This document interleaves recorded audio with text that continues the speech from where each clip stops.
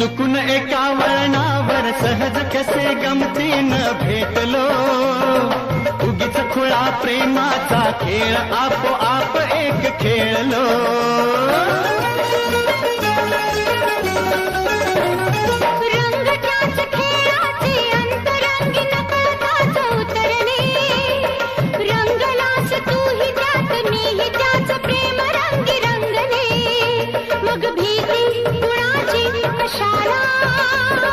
भीती कुणाची कशाला, भीती कुणाची कशाला, अगं भीती कुणाची कशाला.